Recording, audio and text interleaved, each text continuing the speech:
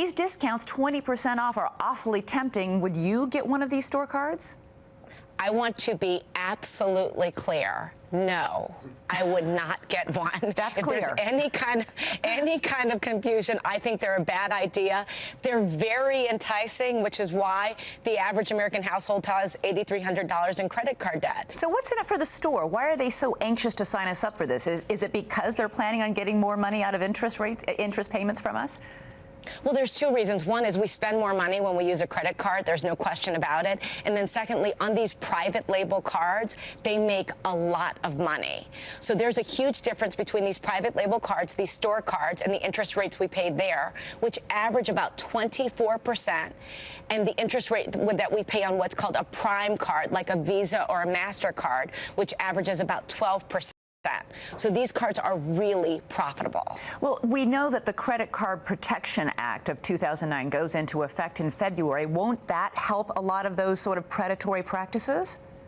It won't really change anything about the interest rates. The only thing that it will really do, and I'm a big fan of this act, it will change the transparency and the disclosure around the debt and what we're getting ourselves into. So, for example, now your credit card statement after February will show, for example, how many months it will take to pay off that balance if you only pay the minimum. And it affects how quickly fees and terms and conditions of the credit card can be changed, but it won't really change any of this math that I'm talking about. I was surprised to learn that when you sign up for these store credit cards, your credit card rating will take a hit. Why is that?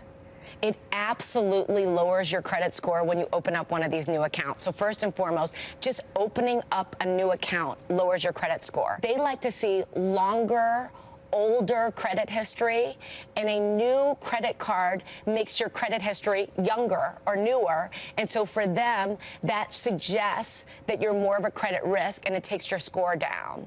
The other thing that affects your score is, let's say you get a $500 credit limit and you charge $400. You've utilized a lot of the credit that you've been given. That's called credit utilization. And when you have a very high credit utilization, it lowers your credit score. Should we be canceling these store credit cards, Mellody? Is this something we should go into our wallets now and cut them up? Well, there's two things on that. So some people say to me, I'm going to open up the card, I'm going to pay off the balance, and then I'm going to cancel it so I can get the discount. All of that is going to lower your credit score, so that's not a good idea.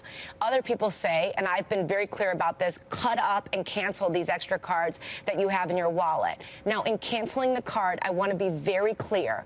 You will take a hit to your credit score, but that hit usually repairs itself in a year or so. So to me, that's a better option than carrying a balance on a card where you're going to be paying interest and out of pocket on that money forever. All right, Mellody Hobson, bottom line, be careful and read the fine print when signing up for those new credit cards. Mellody, thanks so much, and happy holidays to you. Thank you.